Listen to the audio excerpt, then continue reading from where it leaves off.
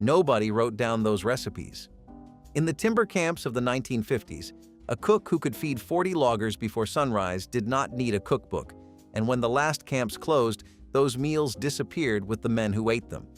Number 17 on this list fed an entire bunkhouse for pennies, and nobody left the table hungry. And number 7 was so rich the men called it payday in a bowl. These were not restaurant meals. These were fuel, cooked in cast iron, served without ceremony, and eaten in silence because half the camps had a no-talking rule at the table. Hit subscribe and settle in, because here are 30 forgotten logging camp meals from the 1950s we want back. Number 30. Son of a gun stew.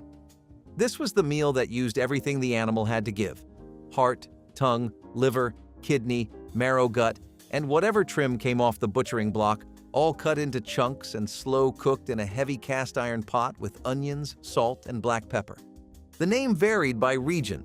Some camps called it SOB stew and left it at that. The broth turned dark and mineral-rich after hours on the back of the stove, and the texture was nothing like a regular beef stew. Every bite was different. Organ meat made it dense enough that a single bowl could carry a man through 4 hours of cross-cut saw work in January cold. Number 29. Slab bacon and eggs. Not strips. Slabs. The camp cook cut bacon a 1/4 inch thick right off the side, laid it across a griddle the size of a door, and cracked eggs by the dozen into the grease that pooled around the edges. A man got 4 eggs minimum and enough bacon to cover his whole plate. There was no toast because bread was reserved for lunch pails going out to the landing. The bacon fat went into a tin bucket beside the stove and came back in everything else that week. Fried potatoes, gravy, biscuits, even the beans got a spoonful. Nothing in that kitchen existed by itself. Every meal fed the next one. Before I go further, for the folks who want more of these old recipes gathered in one place, I put together the Vintage Recipe Guide. It is available on my website, vintagelifestyleusa.com. I will not bring it up again. If you want it, it is there. Now back to the list. Number 28. Sourdough flapjacks. Every camp cook kept a sourdough starter going year-round. Some of those starters were years old, carried from camp to camp in a crock wrapped in a wool blanket to keep it from freezing on the wagon ride. The flapjacks came off the griddle the size of a dinner plate, golden and slightly sour, stacked 5 or 6 high on a tin plate. Butter and cane syrup went on top. A man could eat a dozen before his first shift and think nothing of it. The starter was the cook's most prized possession. Lose it in winter and you had no leavening until spring supply came through. Some cooks slept with the crock beside them on cold nights just to keep the cultures alive. Number 27. Boiled beef and potatoes. Nothing fancy about this one. A shoulder or a chuck roast went into the biggest pot in the cookhouse with whole peeled potatoes, salt, and water drawn from the creek. It boiled for hours while the cook did everything else. The meat pulled apart with a fork, and the potatoes soaked up enough beef fat to taste like something far more complicated than they were. Served on a tin plate with a ladle of the cooking broth poured over everything. In camps where fresh vegetables were scarce through winter, this was Tuesday, Thursday, and sometimes Saturday. The men ate it without complaint because they understood the shelves were bare and the cook was doing what he could with what he had. Number 26. Camp hash. Leftover roast from the night before got chopped fine with a cleaver on the butcher block, mixed with diced potatoes and onion, pressed flat into the biggest skillet in the kitchen, and fried hard in lard until the bottom turned into a dark crust you could tap with a fork and hear it ring. The cook flipped the whole thing like a giant pancake. If it held together, the crew cheered. If it broke apart, nobody cared because it tasted the same either way.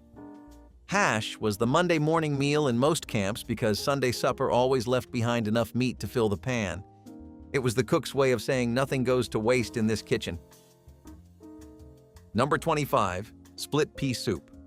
A ham bone and a bag of dried split peas could feed 40 men and still leave enough for tomorrow's lunch.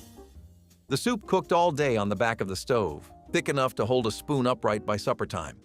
Chunks of ham fell off the bone and disappeared into the green mass. Black pepper, a bay leaf, and nothing else. Loggers ate it with sourdough bread torn off in chunks and dropped straight into the bowl until the bread turned soft and the soup coated every piece. It was one of the few meals that tasted better the second day, which made it perfect for a camp cook working alone with no help and no breaks. Number 24. Biscuits and gravy. The biscuits were the size of a man's fist, made from lard, flour, salt, and buttermilk, baked in sheet pans 20 at a time until the tops turned golden brown and the inside stayed soft. The gravy was sawmill style, pan drippings from whatever meat cooked the night before, thickened with flour and stretched with canned milk until it poured like heavy cream. Salt and pepper and nothing else needed. 3 biscuits split open and drowned in gravy could hold a man from sunrise until the noon meal came around. In some Great Lakes camps, this was served every single morning alongside the eggs, and nobody ever tired of it. The cookhouse was the only warm building in a logging camp that stayed lit from 3 in the morning until 9 at night. It smelled like wood smoke and lard and coffee that had boiled too long. A man could hate the foreman, hate the cold, hate the work, and still come back the next season if the cook was good. That is what food meant in a place like that. Not nutrition, not pleasure, loyalty. The cook understood something modern food culture forgot. When a man works 14 hours in freezing weather with a tool that could kill him, the meal at the end of that day is the only promise the outfit ever kept. Number 23. Venison stew. In camps near good hunting ground, deer meat showed up regularly through fall and winter. The cook cut it into cubes, browned it hard in a Dutch oven with lard, then added potatoes, carrots if the supply had them, onions, and water. Venison stew cooked slow and quiet all afternoon on the back of the stove. The meat was leaner than beef and tougher if you rushed it, but given enough time it fell apart the same way and the broth took on a wild, deep flavor that beef could never match. Some cooks added a splash of vinegar to cut the gamey taste. Others left it alone and let the men decide for themselves whether they liked it. Number 22. Lumber camp beans. Baked beans were the backbone of camp cooking across every timber region in the country from Maine to Oregon. Navy beans soaked overnight in cold water, then went into a deep cast-iron pot with chunks of salt pork, dark molasses, dry mustard, and onions sliced thin. The pot sat in the oven or beside the stove for the better part of a full day. By supper time, the beans were dark, sweet, thick enough to eat with a fork, and the salt pork had melted into the mass until you could not tell where the meat ended and the beans began. Every cook had a slightly different recipe, and every cook believed his was the best in the territory. In some camps, the men judged a new cook entirely by his first batch of beans. If the beans were good, the rest would follow. If the beans were bad on the first night, men started asking around about openings at the next camp down the road. The pot was never fully empty. As soon as one batch came out, the next went in to soak. Beans with bread was breakfast. Beans with salt pork was dinner. Cold beans from the pot was what a man ate standing up if he came in late from the landing after dark. The cost of a full pot was next to nothing, and the calories it produced fueled more board feet of timber than any other single dish in the history of American logging. The bean pot was the heartbeat of the camp kitchen. If it stopped, everything else did too. Number 21. Fried salt pork and potatoes. Salt pork was the cheapest protein a camp could buy in bulk. It came in barrels and kept for months without refrigeration. The cook sliced it thin, fried it crisp in its own fat, then cooked sliced potatoes in the rendered grease until they turned golden and slightly translucent. That was the whole meal. Sometimes a raw onion sliced on the side for sharpness. The salt from the pork seasoned everything it touched, and the fat gave the potatoes a richness that butter alone could never achieve. This was a supper a man could eat in 5 minutes flat and feel full for the rest of the night. Number 20. Mulligan stew. If Son of a Gun stew was the organ meat version, Mulligan was the everything else version. Whatever the cook had on hand went in without apology. Potatoes, turnips, carrots, cabbage, scraps of beef too small to serve alone, a ham hock, barley if he had it, a handful of dried beans if he did not. It simmered in the biggest pot available all morning, and no two batches ever tasted the same because no 2 days had the same leftovers. The name came from the hobo camps and rail yards of the Depression era, but it lived on in timber country well into the 50s because the principle was identical. Nothing wasted. Everything fed somebody. Every scrap earned its keep. Number 19. Cornbread and beans. A full pan of cornbread baked in a cast-iron skillet, crumbled into a bowl, and covered with a ladleful of hot beans straight from the pot. Simple as breathing. The cornbread soaked up the bean liquid and turned into something between a thick soup and a casserole, soft and savory and filling. Some men ate it with a spoon, others lifted the bowl and drank the last of it. In southern logging operations from East Texas all the way to the Carolina Piedmont, this was the default supper at least twice a week through the cold months when the supply wagon brought nothing fresh. Number 18. Pot roast. A whole beef chuck, sometimes 8 or 10 pounds of it, rubbed with salt and pepper and browned in a heavy roasting pan until the outside sealed, then cooked low and slow in the oven with onions halved and whatever root vegetables the supply wagon brought that week. By supper, the meat carved with a spoon and fell apart if you looked at it wrong. The pan juices became the gravy without any thickening needed because the long cook drew out all the gelatin from the connective tissue. A cook who could time a pot roast so it finished exactly when the supper bell rang had earned his place in the camp for good. The leftovers became next morning's hash, which meant one roast fed the crew twice, and nobody ate the same plate. The supply wagon came once a week in summer and once every 2 weeks in winter if the roads held. Everything a cook needed to produce 40 or 50 meals a day had to be on that wagon or it did not exist. Flour, salt, sugar, lard, beans, coffee, canned milk, salt pork, whatever beef the nearest town could spare. There was no backup plan. No running to a store at midnight. A cook learned to plan 7 days ahead with no room for error and no substitutions. That constraint built meals that were simple, not because the cook lacked skill, but because he lacked options. And somehow those meals tasted better than anything a man could buy in town on payday.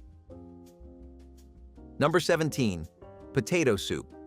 Peeled potatoes boiled until they fell apart on their own, mashed right in the pot with a wooden spoon, then thinned with canned milk and seasoned with salt, pepper, and a lump of butter the size of an egg.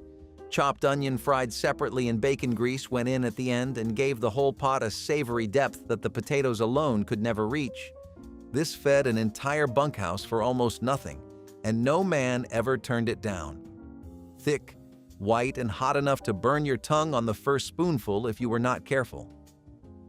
Some cooks floated crumbled bacon on top as a finishing touch. Others served it plain with bread on the side and let a man dress it however he wanted. Number 16.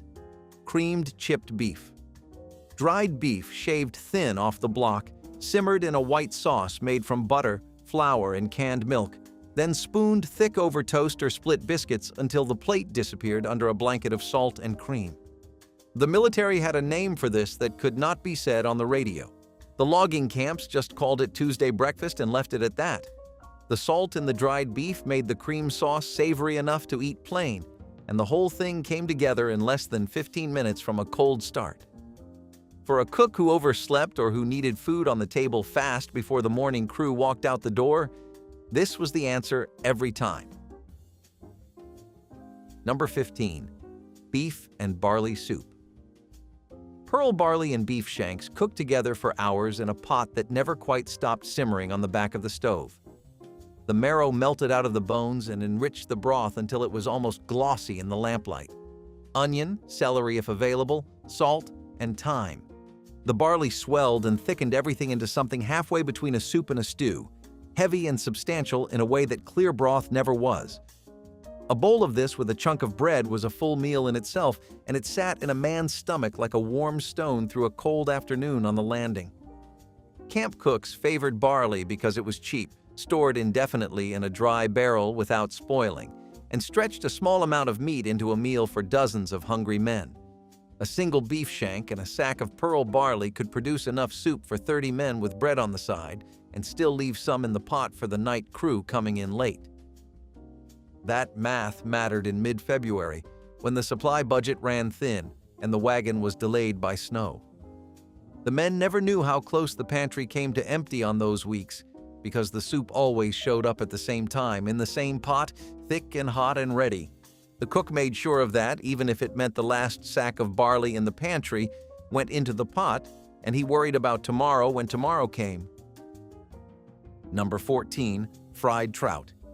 In camps near rivers and cold mountain streams, fresh trout was free protein that required no supply wagon and no budget at all. Caught in the morning before first light, gutted on the bank, floured lightly with whatever was in the bin, and fried in butter or lard by noon. The skin crisped and curled at the edges, and the flesh stayed white and flaky inside, falling off the bone at the touch of a fork. A man might get 2 whole trout on his plate with fried potatoes beside them and call it the best meal of the week. No lemon, no herbs, no garnish of any kind. Just fish, fat, heat, and a plate wiped clean in under 10 minutes. Number 13. Meat pie. The cook rolled out a simple lard crust on the floured table, filled it with chopped beef or pork that had been cooked down in thick gravy until the meat was tender, and baked the whole thing in sheet pans until the top turned brown and flaky and the kitchen smelled like a bakery. Cut into squares and handed out by hand or served on a plate depending on the formality of the camp. Meat pie was a way to make tough cuts respectable and chewy beef edible. The long bake time softened everything inside, and the crust sealed in all the moisture that a dry roast would have lost to the oven air. Number 12. Oatmeal porridge. Steel-cut oats cooked overnight on the back of the stove, stirred once at 3 in the morning when the cook first came in, and once again at 5 when the fire got built up for breakfast. By the time the crew sat down, the oats were thick and creamy and slightly sweet from the long, slow cooking. Served with canned milk poured over the top and brown sugar or dark molasses spooned on by each man to his own taste. A bowl of proper camp oatmeal was not the thin, watery version anyone knows from a paper packet today. It was dense and substantial, enough to fuel a man from dawn until the noon meal arrived without his stomach growling once. Nobody wrote these recipes down. Not in any book you could find on a shelf. A camp cook learned by doing, by standing beside an older cook through a full season and watching the way he moved through a kitchen built from rough lumber and scrap tin. There was no cookbook for feeding 50 men 3 times a day. No thermometer for the oven that was really just a cast iron box beside an open fire. You learned what done looked like by burning it first. You learned what too much salt smelled like before it hit a tongue. And when that cook got old or hurt or just tired of the isolation, he walked out and the next man stepped in and figured it out the same way. Every one of these meals exists only because someone remembered eating it and passed the story along before the memory disappeared along with the camps themselves. Number 11. Chicken and dumplings. When a camp had its own chickens or could get them from a nearby farm, this was the celebration meal. A whole bird simmered in a deep pot until the meat slid off the bone without effort, then dumplings made from flour, baking powder, a pinch of salt, and lard dropped into the boiling broth by the heaping spoonful. They steamed with the lid clamped tight until they puffed up light and tender inside with a slightly chewy skin on the outside. The broth turned thick and cloudy from the starch, and the fat rendered off the bird, and one chicken stretched across 40 bowls because the dumplings did all the heavy lifting. Number 10. Ham and red-eye gravy, a thick slice of cured ham fried in a bone-dry skillet until the edges darkened and the fat rendered out and pooled around the meat. Then, a pour of strong black coffee straight into the hot pan to deglaze the drippings off the iron. That was red-eye gravy, thin, dark, salty, and bitter, in a way that woke a man up faster than the coffee alone ever could, served over split biscuits or alongside fried eggs on a plate. This came from the southern camps, from the Appalachian timber operations where country ham hung in every smokehouse within walking distance of the bunkhouse. Number 9. Dutch oven roast. A cast-iron Dutch oven buried in a bed of hardwood coals beside the cookhouse stove, with a beef roast sitting inside surrounded by potatoes cut in half, whole onions and carrots if the supply had them. The heavy lid trapped the steam inside and the coals banked on top browned the meat slowly from above the way a proper oven would. A cook set this early in the morning and did not lift that lid until supper. 8 hours later, the meat was so tender it had no structure left.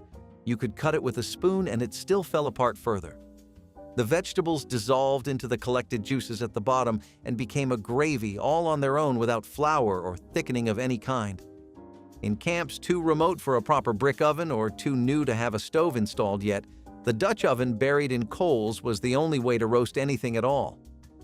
A cook might have 3 or 4 of them going at once in a shallow pit outside the cookhouse door, each one holding a different cut of meat at a different stage of doneness, each one needing its coals refreshed on a schedule only the cook kept track of in his head. The men at the table never saw that work. They never knew the timing. They just sat down when the bell rang and the food appeared, hot and tender and ready, as though the forest itself had cooked it for them while they worked. Number 8. Johnny cake. Cornmeal, salt, boiling water, and a little lard mixed into a stiff batter and fried on the hot griddle in thick patties. Golden outside, dense and gritty inside, in a way that modern cornbread from a box mix never achieves. Johnny cake traveled well. A man could wrap one in cloth and carry it in his coat pocket to the work site where it stayed edible for hours in the cold. It was the closest thing to a portable lunch a camp cook could produce without an actual bakery.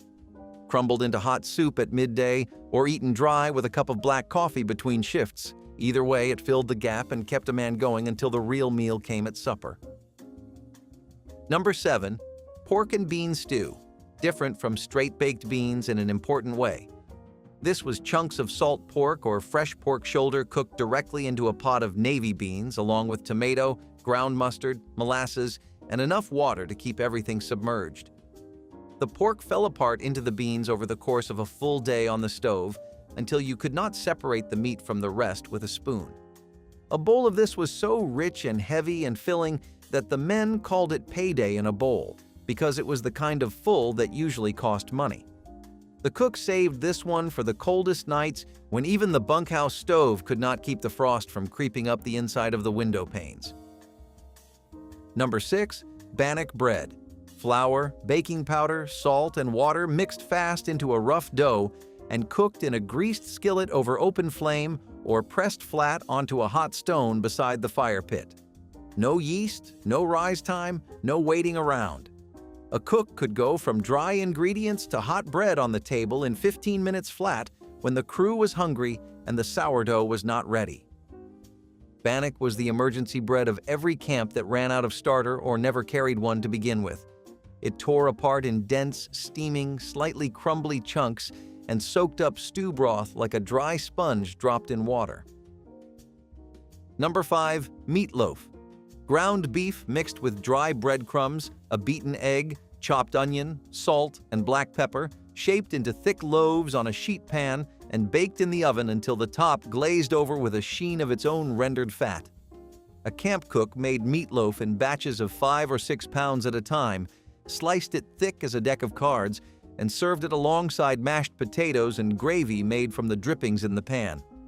The leftovers went cold into next day's lunch pails as sandwiches between slices of sourdough bread. Meatloaf stretched expensive fresh beef with cheap filler that nobody could taste, and not a single man in the crew ever complained about it showing up on the table. Number 4. Sourdough bread. Not a meal by itself in the technical sense, but in a logging camp it went with every meal and often became the meal when nothing else stretched far enough to fill the plates.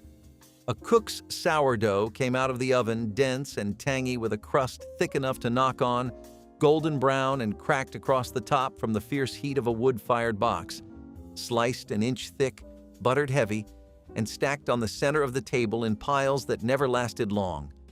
Men ate 4 or 5 slices at a sitting without thinking twice about it. The starter never died. The bread never stopped. And the camp that had a cook who baked good bread had a cook the whole territory talked about keeping. Number 3. Corned beef hash. Canned corned beef chopped on the block and fried with diced potatoes and onion in a hot skillet until the whole mass formed a dark crust on the bottom that crackled when you dug in with a spatula. A fried egg laid on top if the camp kept chickens. This was fast, cheap, and filling in equal measure, which made it the go-to breakfast on mornings when the cook overslept or the crew showed up at the table earlier than expected. The can opened with a key and the meat crumbled right into the hot pan without any prep time, thawing, or trimming. Heat and eat and get to work. That was the entire philosophy of a camp morning. Number 2, beef stew. The foundation of camp cooking everywhere timber fell in this country. Beef cut into chunks the size of a man's thumb, floured and browned hard in hot lard, then buried in water with potatoes, carrots, onion cut rough, and enough salt to taste in a pot big enough to bathe in. It simmered from mid-morning until the supper bell rang. The broth thickened on its own from the flour and the starch the potatoes released, and by serving time it coated the back of a spoon. Deep bowls with bread for sopping up the last of it. A single pot fed the whole crew, and the cook only had to tend it twice between breakfast and dinner. Beef stew was the meal a man thought about first when someone asked him about camp food 20 or 30 years later. Everything else faded. The stew remained. Number 1, the full camp breakfast. Everything at once. Flapjacks, eggs, slab bacon or fried salt pork, oatmeal, biscuits, beans left over from the night before, sourdough bread with butter, canned fruit if the supply allowed it, and coffee strong enough to stand a spoon in. All of it spread across the long table before dawn. All of it gone in 20 minutes of silent eating. The full camp breakfast was not one dish. It was a philosophy built out of necessity and respect. Feed a man everything you have before he walks into the cold and the dark and the danger of a day in the timber, because the next hot meal is 10 hours away, and the work between here and there will burn every single calorie you just put into him. The camp cook understood that contract better than anyone else in the outfit. You show up, I feed you, and you come back tomorrow. The breakfast was the handshake. Is any venture out into nature's lap truly complete without some campfire chili?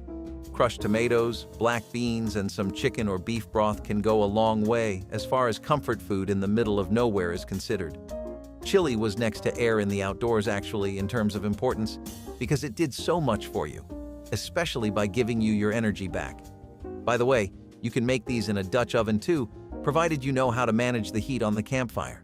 In fact, everything about the dish from the sautéing of the onions to the slow cooking of the meat is done in the oven. The end product is a very comforting, relaxing, and spicy meal that wakes you up and gets you warm in those frigid nights where the temperature drops lower than you are used to. Plus, chili just tastes a lot better out in the woods for some reason. Maybe it is a placebo? Let us know if you have ever tried it while camping. Souped-up pancakes were another quirky Campbell's experiment that turned heads in the 1950s and 60s. The base recipe was just like any normal pancake mix, but instead of using plain milk, you stirred in condensed tomato soup. What came out of the skillet were bright orange pancakes with a tangy aftertaste that baffled many first-timers. They were often served with savory toppings like cheese or ham instead of syrup, which gave them a strange in-between identity. Some families swore by them as a breakfast change-up, while others tried once and never looked back. The marketing behind them leaned on the "add a vegetable to breakfast" line, suggesting that soup could make flapjacks healthier and more substantial. The reality was that most people could not quite reconcile the sweet tang of soup in their morning stack. Still, souped-up pancakes were remembered fondly by a few who liked to experiment, and they vanished from cookbooks once the novelty wore off. Number 25. Grilled catfish fillets seasoned with nothing but lemon, salt, and black pepper. In the South, catfish was cheaper than chicken for most of the 20th century. You could catch it yourself or buy it frozen from the grocery for almost nothing. The trick was a hot grill and a light coat of vegetable oil on the fish so it did not stick. You laid it skin side down, let it cook 4 or 5 minutes, flipped it once, and pulled it off before it dried out. Lemon juice squeezed over the top. Some people dusted it with cornmeal first for a little crunch. A single fillet with a slice of white bread and a glass of sweet tea was a full summer supper that cost less than a can of soda. Hobo beef has a bit of a weird name and it gives you an off-putting impression. But if you are the kind of person who enjoys getting into the rustic charm of the outdoors, then it is the perfect food for you. Maybe you have seen stews in your favorite anime with curry, potatoes, meat, and vegetables, or perhaps you just remember them fondly from your days as a kid. Hobo stew would tug at all those heartstrings by being a simple yet effectively delicious meal to rely on when you were out camping. Do not confuse this with your traditional stew, though, because it is a bit different, especially in its use of spices, where you can expect to see some typical goodness to raise the heat. It just uses some green beans, hot peppers, tomato soup, and beef broth, as well as potatoes and onions, whatever kind of toppings you think will really work. As always, our cooking is done via coals and a Dutch oven, and it is left to simmer for quite a while to really absorb the flavor. Sloppy Joe pizza pie was exactly what it sounds like, a casserole that mashed together two American favorites into one quirky dish. The recipe called for making a Sloppy Joe mixture using Campbell's tomato soup, spreading it over biscuit or crescent roll dough in a pan, and then topping with cheese before baking. It was gooey, messy, and loaded with flavor, making it a hit for kids and casual family dinners. The pizza angle was mostly in name only since the dish resembled more of a deep dish pie than a pizza. Still, it gave families an affordable weeknight option that felt fun and filling. Sloppy Joe pizza pie enjoyed a brief run of popularity in the 1960s and 70s, but eventually disappeared once frozen pizzas and easy mixes took over the market. It survives only as one of those quirky hybrid recipes that shows just how inventive Campbell's cookbooks once were. Nobody called it a barbecue when there was only one chair. A barbecue had guests and potato salad and someone arguing about when to flip the burgers. What a senior did alone in the backyard on a Tuesday evening was something else entirely. It was quieter than cooking inside. The coals took their time. The food took its time. And you sat there with the evening settling in around you, not waiting for anyone to show up, not keeping anything warm for a second plate. It was cooking stripped down to its most honest form. One grill, one plate. One person who still believed that eating outside made the food taste different. And it did. Not because of the smoke or the charcoal, because of the stillness. Now, walking tacos themselves are not really a full and proper dish, but they do still work very well in outdoor settings. They get their name from how easy it is to walk around with these and snack on them, and you kind of want to stock up on stuff like that on your camping trips.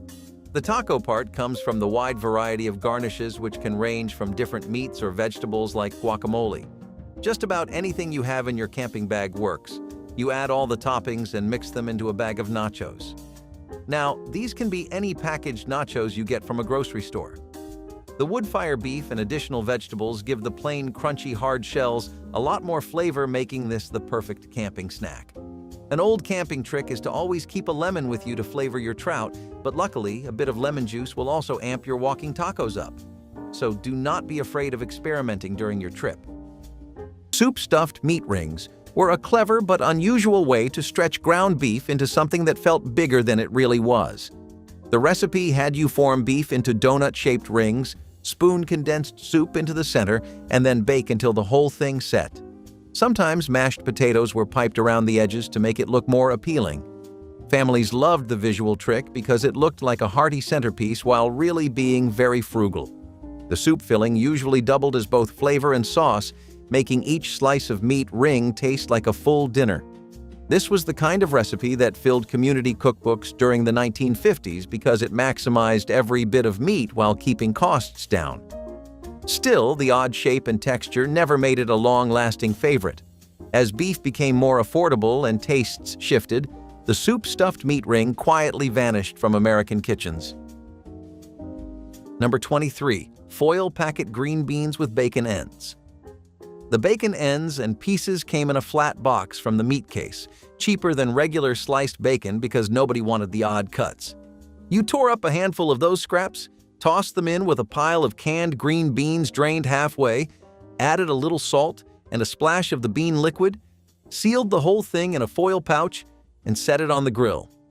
20 minutes later, you had something that tasted like it simmered on the stove for an hour. The bacon fat soaked into every bean. It was a vegetable side that doubled as supper if you ate enough of it, and the total cost was less than the bag of charcoal burning underneath it. Upside-down tomato pie was a Campbell's spin on the popular upside-down dessert trend of the mid-century. Instead of pineapple or cake, this recipe featured a savory pie where the filling was condensed tomato soup and vegetables topped with pastry dough. You baked it crust side up, then flipped it over to serve. The result was a savory pie that looked novel and was often used as a conversation piece at dinners. It was affordable and easy since the soup base took care of seasoning and moisture. While clever in design, it never really won hearts. The texture was soggy, the flavor overly tangy, and the flipping process often ended in a mess. Still, for a time, it embodied the playful spirit of Campbell's cookbooks, which leaned heavily on gimmicks and novelty.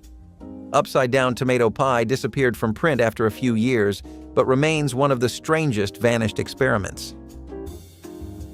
Remember those Looney Tunes cartoons where the coyote was always cooking something on a fire in a pot? He was probably whipping up a batch of Dutch oven biscuits. Now you might be thinking what a Dutch oven is because it sounds special, but it actually really is not all that complicated. Ovens like these are just cooking pots with tight lids and thick walls made out of seasoned cast iron, aluminum, or ceramic. What they are, though, is incredibly perfect for camping because you can make just about anything you would need a real oven for with this and some hot coals, and that includes the best campfire biscuits you have ever had. Missing home in your tent because of all the snacks you could munch on? Fear no more, because if you ask your grandpa about this, we bet he will be able to tell you how to get and work one of these, as well as show you some baking skills you did not know he had. Number 22, cookout chili dogs, not the ballpark kind. This was a hot dog grilled until the skin split, dropped into a soft white bun, and topped with leftover chili from a can you heated on the side of the grate. Yellow mustard, diced raw onion. The combination of the smoky charred dog and the warm chili was better than anything you could order at a drive-in, and the total cost was somewhere around 15 cents per dog in the 1970s. A senior cooking alone did not make one. You made 3, because the grill was already going and the chili was already open. The third one always tasted best because by then the buns had gotten warm from sitting near the coals and the chili had thickened at the bottom of the can. Since the theme of this list seems to be food that makes the fire feel warmer, the air feel fresher, and the night so much better, it would be wrong to not mention campfire potatoes. These are not so different from your usual baked potatoes, but adding hot coals and leaving them buried in there with the coals for around 30 to 60 minutes. You had to keep some foil on hand, though, because cooling them took a while, and preserving them was another matter entirely. Be a massive waste to spend an hour waiting only for your potatoes to catch dirt or something else that the wilderness is prone to. Some people had a habit of poking the potatoes with forks to add some air and make them more tender. And we will definitely be trying that at the next campfire. How about you? Soup gel. O-cubes were one of the most notorious experiments to come out of mid-century Campbell's recipe books. They combined unflavored gelatin with beef or vegetable consommé, creating firm cubes of savory jelly that could be served as salads or appetizers. The logic was that gelatin molds were fashionable and soup could be a shortcut to flavor. The result, however, was off-putting to most. They wobbled like a dessert, but tasted like cold broth, confusing the senses of anyone who tried them. Some versions added chopped vegetables or meats inside, which only made them stranger. These were heavily marketed as elegant buffet fare, but never really caught on outside a handful of adventurous households.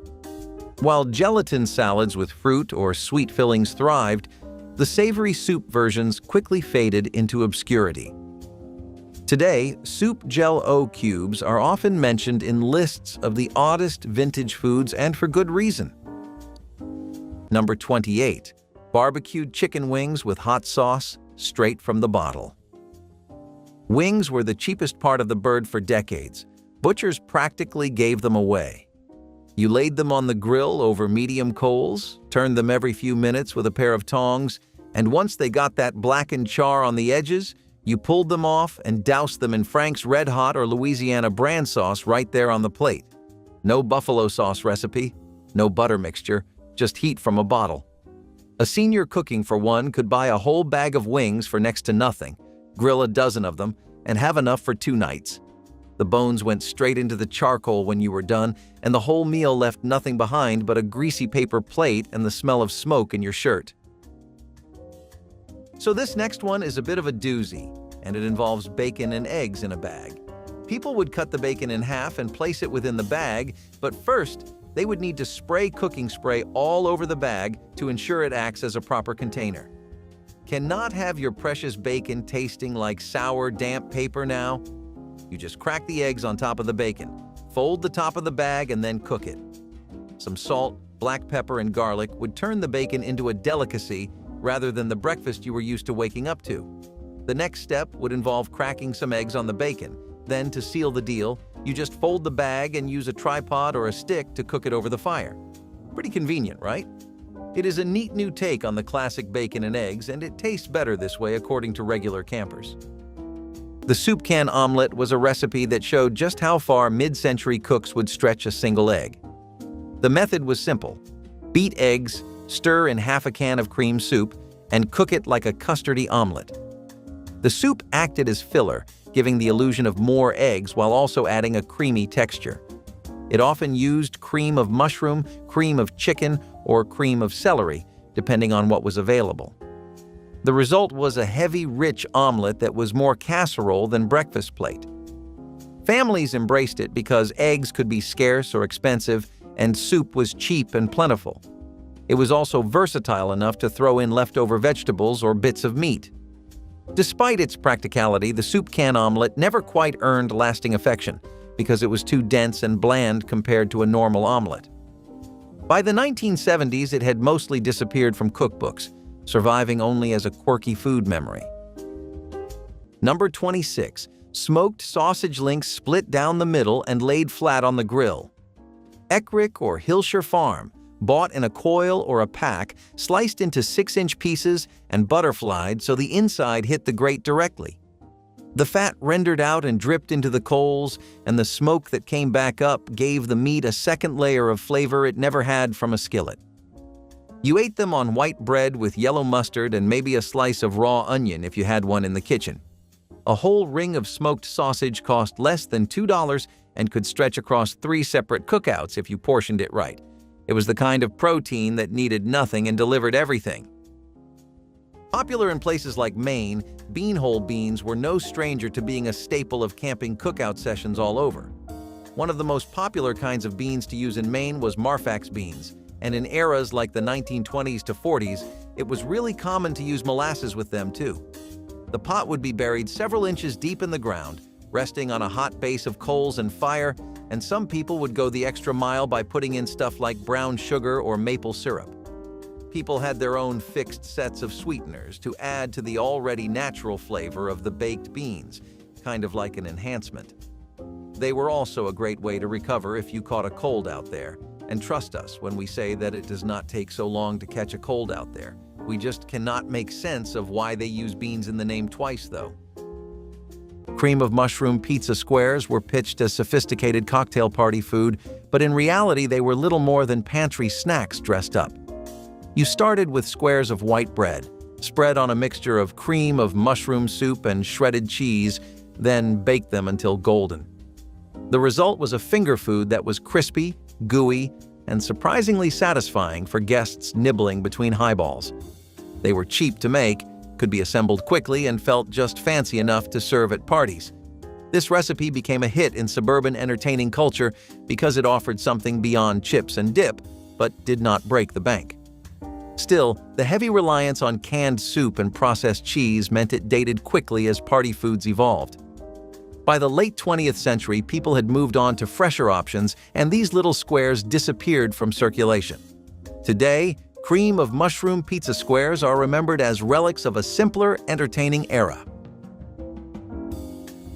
Number 24. Deviled eggs carried outside on a paper plate. This was not a side dish. For a senior eating alone, a plate of 6 deviled eggs was the whole meal. You boiled the eggs that morning while the kitchen was still cool, chilled them in the refrigerator, halved them, and mixed the yolks with mayonnaise, a little mustard, and a pinch of paprika. You carried the plate outside, sat in the lawn chair next to the grill that was already cooling down from the afternoon, and ate every one without a fork. The yolk filling was rich enough to count as protein and fat in the same bite. No heat required outdoors, no grill time, and no charcoal. Just cold eggs and a warm evening and nobody asking for seconds. S'mores were something that existed alongside those sausages, though, and they are actually much older than you would think. Despite first appearing in the Girl Scouts of America handbook in 1927, these became a massive hit with grandfathers all over the South and America in general. Now, the locals still did make s'mores before this recipe ever dropped, but this was considered its first step into the mainstream of America's culinary scene.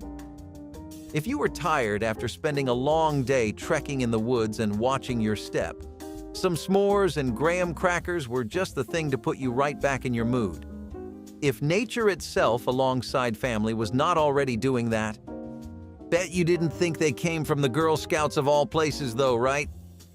Cheeseburger soup bake was one of those dishes that tried to bring the diner favorite into the oven without much fuss.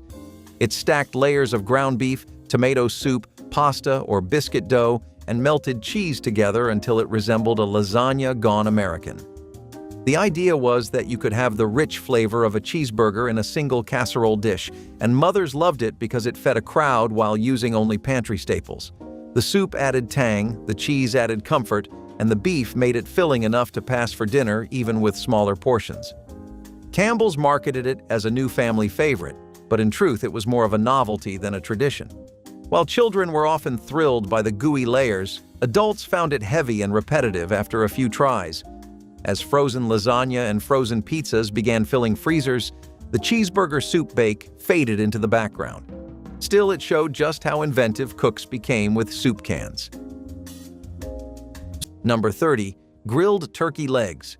The grocery store sold them cheap because nobody wanted them. A turkey leg was too big for a sandwich and too awkward for a fork. But on a grill, slow-cooked over low coals for about an hour, basted with nothing but melted butter and a dusting of seasoned salt, it turned into something worth sitting outside for. One leg was a full meal. No sides required. The bone held the meat together while it cooked, the skin turned crispy and dark, and the flavor was deeper than any chicken drumstick ever managed. A senior living alone could buy 2 legs for under $1 and eat for a full weekend. That was the kind of math that made summer worth cooking through. Cornmeal mush was already becoming insanely popular due to the rationing efforts and the budget-friendly grocery lists of the 20th century following both the wars. But when people started to fry their mush, then we really started having fun as a nation. Cornmeal mush was not really the most beloved of dishes. People would often eat it out of necessity. However, this Midwest classic, especially appreciated amongst Amish communities, filled many stomachs in its heyday and continues to be remembered by our elders as one of the ultimate meals of their time. Some wide slices of mush, melted butter, and a hot fire burning it until it is just the right amount of crispy and golden. If you take some butter along with you while camping, though it might seem unnecessary, using it as a topping can add a delicious touch to your meal. Soup topper hot dogs were another one of those recipes that could only come from an era obsessed with stretching cheap proteins. The process was simple but unusual. Line hot dogs in a pan, cover them with condensed vegetable soup, sprinkle on breadcrumbs, and bake until bubbling. The result was a cross between a casserole and a main dish that promised to turn ordinary hot dogs into something hearty. Parents leaned on this recipe when they needed to feed children with very little time or money. Campbell's pushed it as a fun way to make vegetables more palatable, since the soup would coat every bite with flavor. Children were less convinced, often scraping off the topping to get to the hot dog underneath. Still, it lingered long enough to become a regular entry in community cookbooks before vanishing. Today, soup topper hot dogs stand out as one of those quirky yet earnest attempts to dress up the most basic American staple. Number 21. Barbecued spare ribs rubbed with brown sugar and black pepper. Not baby backs, spare ribs. The full slab from the belly side of the hog, half the price of the loin-cut ribs restaurants favored. You rubbed them down with brown sugar, salt, pepper, and garlic powder the night before, wrapped them in wax paper, and left them in the refrigerator until the next afternoon. Low heat on one side of the grill, ribs on the other, Lid closed. 2 hours. No sauce until the last 10 minutes. The brown sugar caramelized into a bark that cracked when you pulled the ribs apart. One senior, one half slab, 2 meals. The other half went back into the icebox wrapped in foil for tomorrow night, when the whole ritual started over again. You might be thinking this sounds pretty pre-planned, so what if you wanted to really go into the wild survivor style? You would simply toss out the packaged and canned food and rely on the catch of the day.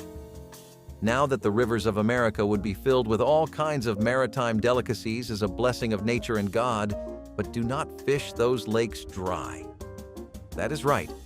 Back in the 20th century, fishing was less a hobby and more a basic life skill that people knew.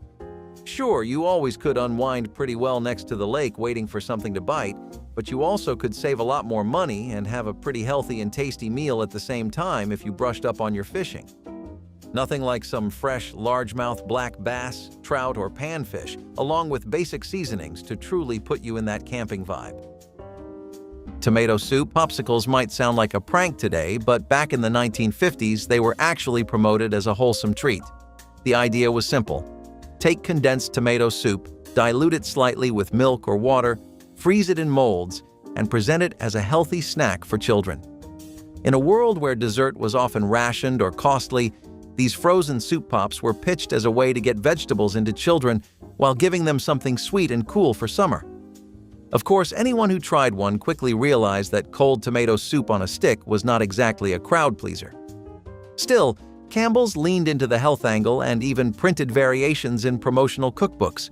Parents bought into it for a while, trying to sneak nutrition into dessert time, but the idea faded fast once children figured out the trick. Today, tomato soup popsicles survive only as one of those oddball vanished recipes that makes you wonder how far advertising could push families. Number 18. Cold watermelon slices as the entire supper. Nobody said it out loud, but on the hottest nights in July and August, a quarter of a cold watermelon from the refrigerator was dinner. You cut it into wedges, sat outside in the lawn chair, and ate it over the grass so the juice dripped onto the ground instead of the kitchen floor. No plate, no utensils. You ate until you were full, wrapped the rest in plastic, and put it back. A whole watermelon cost less than $1 at the roadside stand and lasted 3 or 4 suppers. It was the cheapest meal of the entire summer, and nobody who ate it on a hot night with bare feet in the grass ever felt like they were going without. The ore of choice for campfire utensils seems to be cast iron, and pancakes on the griddle were no different. Actually, we think that the fact that they were different from modern-day utensils added to the rich flavors they were known for, especially when there would be fresh fruit like strawberries or bananas to top your pancakes off with, giving you an even better reason to keep an eye out and explore. If you feel like by this point you are starting to feel like you have had your fair share of butter, then try out some maple syrup instead. It works just as great as a dip with buttermilk pancakes or just regular fluffy, airy goodness. This meal was particularly popular in the South besides just the Midwest, and over there they managed to make it far creamier than its Amish counterpart. Campbell's Chili Con. Carn dip was one of those party recipes that briefly exploded in popularity before fading completely. This dip was made by combining tomato soup, chili powder, shredded cheese, and sometimes canned beans into a bubbling hot bowl served with crackers or chips. It was marketed as a Tex-Mex-inspired dish during the post-war fascination with regional American foods. The appeal was simple. It was cheap, easy, and could feed a whole gathering without much effort. For housewives juggling social get-togethers, this was a godsend because it looked hearty, but required only pantry staples. Unfortunately, the flavor did not live up to the hype. It often came out thin, overly tangy, and lacking the rich body of real chili or queso dips. Still, for a brief moment, it was the centerpiece of many card nights and church potlucks. As palates expanded and authentic dips became more common, Campbell's Chili Con Carn dip quietly vanished from the party table. Number 27. A tin can of chili heated right on the grate. Hormel or Wolf brand, still in the can with the label peeled off and the lid bent open just enough to let the steam escape. You set it on the coolest corner of the grill while the meat cooked on the hot side. By the time everything else was done, the chili was bubbling. You ate it straight from the can with a spoon and a few saltine crackers on the side. No bowl to wash, no pot to scrub.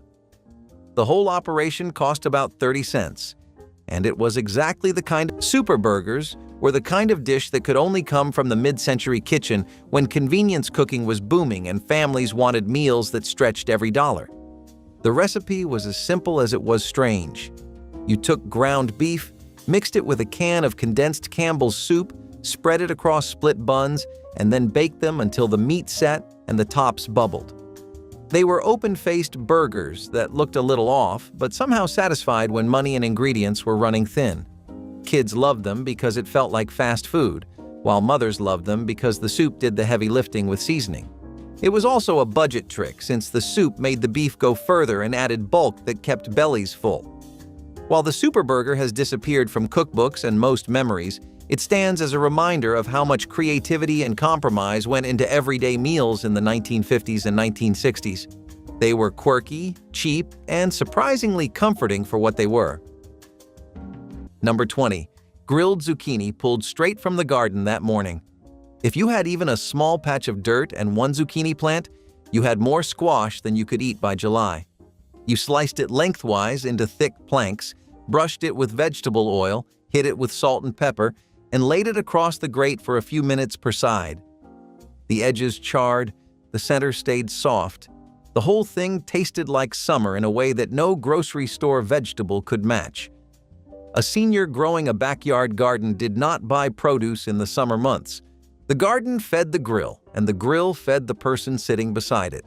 By September, you were almost glad to see the last one go. But in early July, there was nothing better on a plate. Let's talk a little bit about the catches of the day and what we could expect, such as the reliable and aromatic grilled trout. Also, as you will find out just in a bit towards the end of the list, this goes great with some bread options too if you like having your protein with a bit of carbs. Just the simplest of things would turn your camping night into a 5-star dining in the lap of Mother Nature's luxury. Olive oil, lemon juice, and a small clove of garlic would elevate a freshly grilled trout over the fire into a meal that would keep you coming back for more and more. Some people do more than just make it over an open fire and bring their entire grills along with them, in which case you can enjoy grilled trout stuffed with herbs and flavorings too. Lightly charred and crisp, trout is a famous dish that has been consumed since the 17th century all over America. Eggplant mushroom towers were Campbell's answer to the growing mid-century fascination with vegetable-based dishes that looked fancy without costing much. The recipe called for eggplant slices layered with cream of mushroom soup and breadcrumbs stacked neatly into small towers and then baked until tender. They were pitched as an elegant side dish, something that would impress dinner guests while still being practical for home cooks. The mushroom soup added creamy richness, the breadcrumbs added crunch, and the eggplant gave it body. It was visually striking on a plate, especially when paired with other colorful vegetables. But despite the clever presentation, the recipe never became a household staple. The heavy soup overwhelmed the delicate eggplant, and many home cooks preferred frying or grilling eggplant instead. Eggplant mushroom towers vanished from print by the 1970s, remembered as one of those recipes that looked better in the cookbook photo than on the actual dinner table. Number 19. Charcoal steak tips soaked overnight in Worcestershire sauce. This was the working person's steak dinner. You did not buy a porterhouse or a New York strip. You bought whatever the butcher labeled as stew meat or sirloin tips, the odd cuts from the round that were too small or too irregular to sell as a proper steak. They cost a fraction of the price. The night before, you dropped them in a shallow bowl with enough Worcestershire to cover every piece, added a few shakes of garlic powder and a grind of black pepper, and put the whole thing in the refrigerator with a plate pressed on top. By the next afternoon, the sauce had done all the tenderizing that an expensive cut would have done on its own. You skewered them if you had wooden skewers soaking in water. If you did not, you laid them directly on the grate and watched them carefully because small, irregular pieces cook fast. 3 to 4 minutes per side over hot coals. The Worcestershire gave them a dark, almost lacquered surface that tasted richer than anything a steakhouse charged $12 for.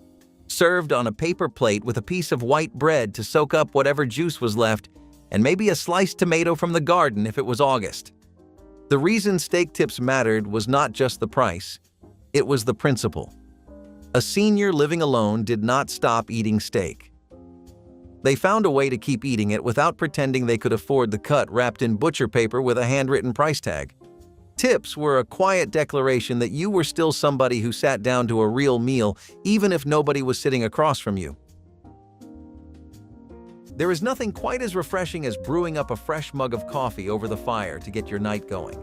This is not just a preference, but almost a necessity, as when temperatures drop, staying by the fire and having a hot mug of caffeine can be pretty refreshing. Campfire coffee would not have all the fanciness of your local Starbucks. It would just be black coffee in an iron mug, but sometimes the simple things are all you need to be brought back to life, especially when you have them over a conversation by the fire with your family. Some people would decide to take a French press with them because it really trapped the flavor of the coffee grounds. Others would be okay with just a pot to boil water and coffee in. What grandpas recommend with great insistence is using extra fine coffee grounds and making it with either a sesve or over the coals in a fire pit. Must be some serious trial and error behind that recommendation. Soup-glazed carrots were an attempt to make everyday vegetables appear more exciting and indulgent during the 1950s. The idea was simple. Coat sliced carrots in condensed tomato soup mixed with sugar or honey, then bake until glossy. The end result was a bright red side dish that looked more like candy than a vegetable. Parents loved the visual appeal, convincing children to eat carrots that had taken on a sweet and tangy taste. Campbell's promoted it as a way to put new sparkle on the dinner table, arguing that vegetables could be fun. Housewives appreciated how inexpensive it was, using pantry staples to transform plain carrots into something memorable. The dish even became a talking point at potlucks and holiday dinners for a short while. But over time, the heavy sweetness wore thin, and families returned to simpler ways of preparing vegetables. Soup-glazed carrots faded from cookbooks, leaving behind only whispers of a shiny side dish. Number 17. Foil packet cabbage wedges with butter and black pepper. You cut a head of cabbage into thick wedges, keeping the core intact so the leaves held together, laid each wedge on a sheet of foil, dropped a pat of butter on top, hit it with salt and pepper, and sealed it tight. 15 to 20 minutes on the grill, and the cabbage turned soft and slightly sweet with brown edges where the butter caramelized against the foil. A whole head of cabbage cost next to nothing. One head made 4 wedges, which meant 4 meals for a person eating alone. The butter was the most expensive ingredient in the packet, and even that came from a tub of country crock that lasted the whole month sitting on the refrigerator door. Campbell's Carnival Pie was a recipe that shows just how far mid-century kitchens were willing to experiment with sweet and savory combinations. The dish combined tomato soup with pineapple chunks, a flaky crust, and a scattering of spices to create what was described as festive food. The pie was promoted in advertising campaigns as something new and exciting for family gatherings or themed parties. It was sweet, tangy, and savory all at once, though not everyone was ready to embrace that flavor clash. The pineapple added brightness, the soup added depth, and the crust held it all together. Mothers often baked it for children's birthdays, leaning into the carnival theme as if the name alone would sell it. But while the pie may have looked cheerful, most tasters considered it confusing more than delicious. It quietly vanished from later editions of Campbell's cookbooks, remembered only by those who dared to serve it at a party. Still, it reflects the playful spirit of vanished American recipes. 30 meals from a world where cooking meant keeping men alive through work that would break most of us inside a week. If any of these brought back a memory or reminded you of something your grandfather told you about his time in the camps, put it in the comments. Tell us which camp, which state, which decade. And if you have not done it yet, hit subscribe so you catch the next one when it comes out. I am James, and I will see you in the next video.